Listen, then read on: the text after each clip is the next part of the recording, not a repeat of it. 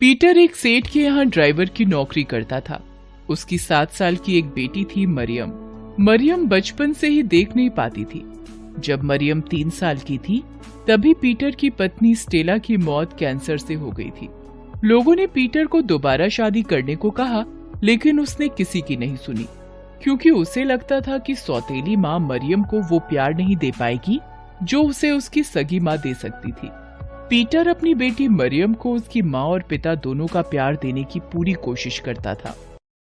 पता है मरियम, तुम कैसी लग रही हो? परी के जैसी। बिल्कुल, लेकिन तुम्हें कैसे पता? क्योंकि ये तो आप मुझे हर दिन बोलते हैं। पापा, काश मैं भी देख पाती तो मुझे पता होता कि परी कैसी दिखती है। मरियम की बात सुनकर पीटर की आंख में आंसू आ गए। वो उसे गले से लगा लेता है। पीटर हर दिन मरियम का नाश्ता बनाता, उसे तैयार करता, फिर वो ड्यूटी पर जाता। ये सब करने में उसे कभी कभी देर भी हो जाती, लेकिन उसके सेठ बहुत अच्छे थे। वो उसकी परेशानी समझते थे, इसलिए उसे कुछ नहीं बोलते थे। क्रिसमस के कुछ दिनों पहले की बात है। सेठ जी कुछ दिनों के लिए विदेश गए हुए थे। इस कारण पीटर सेठ के बेटे की गाड़ी चला रहा था। एक दिन पीटर ड्यूटी पर लेट पहुंचा।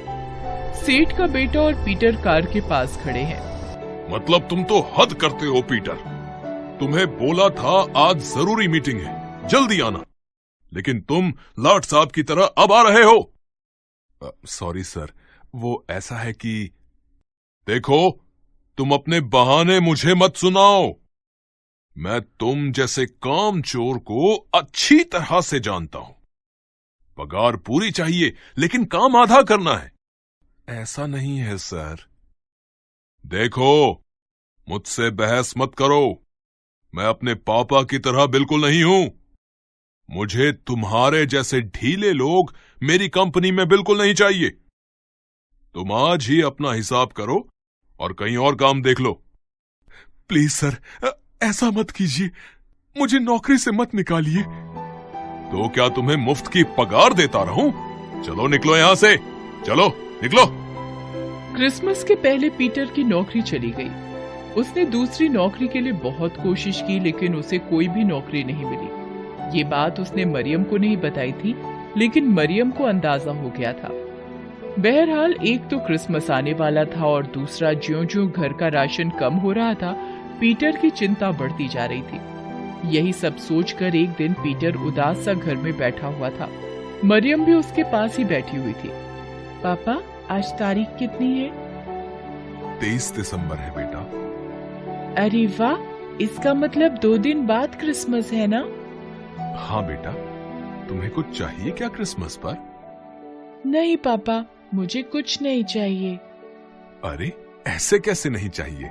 क्रिसमस साल में एक बार आता है बेटा। मैं तुम्हारे लिए एक नई स्वेटर ले आऊंगा। ये स्वेटर बहुत पुरानी हो गई है और देखो तो फट भी गई है। फटी तो है, लेकिन मैं काम चला लूंगी ना। बस आप ड्यूटी से जल्दी आ जाना। पिछले साल भी पीटर ने मरियम के फटे स्वेटर को देखकर उसे नया स्वेटर दिलाने का वादा किया था। उसके लिए पैसे भी जोड़ रखे थे, लेकिन जब वो मार्केट पहुंचा तो वहाँ बहुत भीड़ थी और उस भीड़ में किसी ने उसकी जेब काट ली। वो बेचारा खाली हाथ घर आया था। इस बार भी क्रिसमस पर वो अपनी प्यारी बेटी को कुछ नहीं दे पाएगा, ये सोचकर उसकी आंखों में आंसू आ जाते हैं। वो चुपके से फूट फूट कर रोने लगता है। तभी उसके पास मरियम आती है। पापा, आप रो रहे हैं ना? नहीं तो। आप झूठ बोल रहे हैं पापा। माना कि मुझे दिखता नहीं है, लेकिन आपके आंसू में देख सकती हूँ। क्या बात है पापा, आप क्यों रो रहे हैं? मुझे बताइए ना। अरे बेटा, बोला ना, मैं रो नहीं रहा हूँ। वो लगता है मेरी आंखों में कुछ चला गया, इसलिए आंखों में आंसू आ गए। पीटर ने मरियम की बात तो टाल दी, लेकिन वो भविष्य की सोचकर बहुत परेशान था। अगले दिन उसने फिर से नौकरी की तलाश शुरू की, लेकिन उस दिन भी उसके हाथ निराशा लगी। शाम को जब वो घर लौट रहा था तो पूरा मार्केट क्रिसमस के खिलौने, ट्री, केक और नए नए कपड़ों से भरा हुआ था। क्या जीसस, कैसी किस्मत बनाई है आपने मेरी। कल क्रिसमस है, लेकिन ना तो कोई खिलौना, ना कपड़े, ना क्रिसमस ट्री और ना ही केक अपनी बिटिया के लिए ले जा पा रहा हूँ। पीटर यही सब सोचते हुए एक दुकान के आगे से गुजर रहा था। उसे दुकान के बाहर एक बहुत सुंदर लाल रंग का स्वेटर दिखाई दिया। वो मन ही मन मरियम को वो स्वेटर पहने हुए देखने लगा, लेकिन ये सच तो नहीं था ना। पीटर खाली हाथ घर नहीं जाना चाहता था, लेकिन उसे सूझ नहीं रहा था कि वो क्या करे। वो ये सोच ही रहा था कि उसे चोर चोर की आवाज मार्केट से आई। तभी एक आदमी जिसके हाथ में बड़ा सा बैग था वो भागता हुआ पीटर के पास आया और उसके पास ही वो बैग छोड़कर भाग गया। पीटर जब तक कुछ समझता, लोगों की भीड़ उसके पास आई और उसे ही चोर समझकर पकड़ लिया। मारो मारो इसे, जल्दी से पुलिस को फोन करो। पीटर ने लोगों को लाख समझाया कि वो चोर नहीं है, लेकिन लोगों ने उसकी एक न सुनी और उसे खूब मारा पीटा। फिर उसे पुलिस के हवाले कर दिया। कब से हो इस धंधे में और कौन कौन है तुम्हारे साथी? किस धंधे में साहब? मैंने कहा ना मैं चोर नहीं हूँ, मुझे छोड़ दीजिए। मेरी बेटी घर में अकेली है, वो बेचारी देख भी नहीं सकती। प्लीज मुझे घर जाने दीजिए ना। झूठ बोलना बंद करो। चोरी करने के पहले बेटी का ख्याल नहीं आया तुम्हें? रुपयों से भरा बैग लिए तुम्हें लोगों ने रंगे हाथों पकड़ा और तुम कह रहे हो तुम चोर नहीं हो। साहब, कभी कभी आंख का देखा भी तो सच नहीं होता। तुम मुझे ज्यादा ज्ञान मत दो। तुम जैसे शातिर चोरों का मुंह कैसे खुलवाना है ये मुझे पता है। इंस्पेक्टर साहब ने फिर से उसकी पिटाई शुरू कर दी। दूसरी ओर काफी रात होने पर जब पीटर घर नहीं आया तो मरियम काफी परेशान। आज काफी देर हो गई है, पापा अभी तक घर नहीं आए हैं।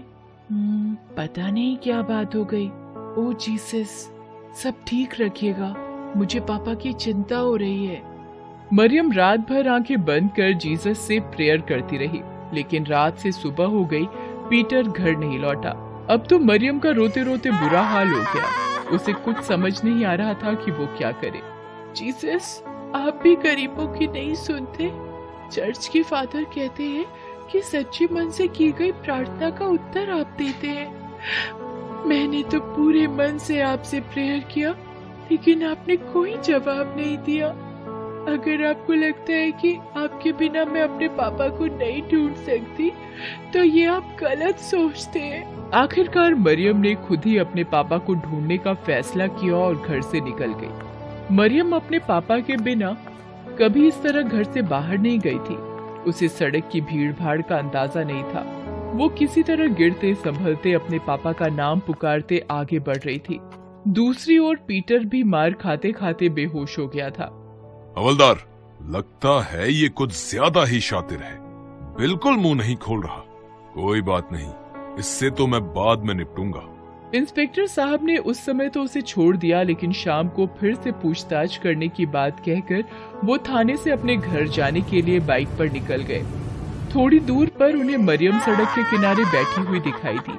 वो रोए भी जा रही थी। इंस्पेक्टर की बेटी भी मरियम की उम्र की ही थी, इसलिए उसे देखकर उन्हें दया आ गई और वो अपनी बाइक रोककर उसके पास गए। तुम कौन हो बेटी? इस तरह रो क्यों रही हो? तुम मुझे बताओ, मैं तुम्हारी मदद करूंगा। आपको जीसस ने भेजा है क्या अंकल? जीसस? हाँ, उन्होंने ही भेजा है। अब बताओ, तुम क्यों रो रही हो? मेरा नाम मरियम है। मैं अपने पापा को खोज रही हूँ। वो कल रात से घर नहीं लौटे हैं। क्या नाम है तुम्हारे पापा का? कैसे दिखते हैं वो? तुम मुझे बताओ, मैं उन्हें ढूंढूंगा। पीटर नाम है उनका। वो कैसे दिखते हैं वो मुझे पता नहीं। मैंने आज तक उन्हें नहीं देखा। अरे, ऐसा कैसे हो सकता है? अच्छी भली तुम दिख रही हो और कहती हो कि तुमने अपने पापा को नहीं देखा। कभी कभी आँख का देखा भी सच नहीं होता है अंकल। मैं जन्म से ही नहीं देख सकती। इंस्पेक्टर ने जैसे ही मरियम की ये बात सुनी कि कभी कभी आँख का देखा भी सच नहीं होता है, उसे थाने में बंद चोर की याद आई। उसने भी बिल्कुल यही बात कही थी। उसे ये भी याद आया कि उसने कहा था कि उसकी बेटी जो देख नहीं सकती वो उसका इंतजार कर रही होगी।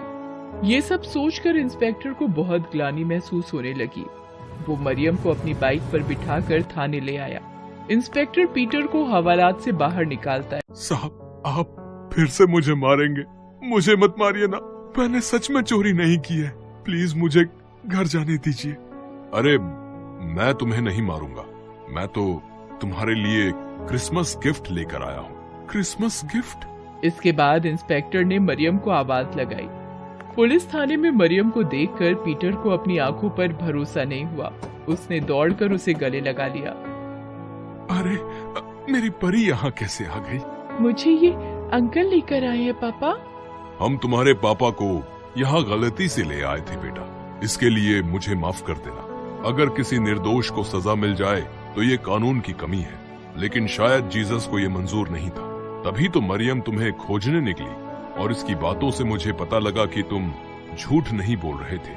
I am sorry. शाम को पीटर मरियम के साथ चर्च गया और दिल से प्रार्थना की। आखिर जीसस ने उन्हें बड़ी मुसीबत से बचाया था। शाम को इंस्पेक्टर साहब भी चर्च आए थे। उन्होंने उन दोनों को मैरी क्रिसमस तो कहा ही, साथ ही एक बड़ी खुशखबरी भी उन्हें दी। पीटर, हमारे पुलिस विभाग में ड्राइवर की नौकरी की वैकेंसी निकली है। मैंने तुम्हारे नाम की सिफारिश की है। बस तुम्हें ड्राइविंग टेस्ट में पास होना होगा। पास कर जाओगे ना टेस्ट? जरूर पास करेंगे सर। पीटर ने ड्राइविंग टेस्ट पास कर लिया। अब वो पुलिस विभाग में ड्राइवर के पद पर काम करता है। इस क्रिसमस उसे ऐसा गिफ्ट मिला जो वो अपनी पूरी जिंदगी नहीं भूल सकता। Thanks for watching.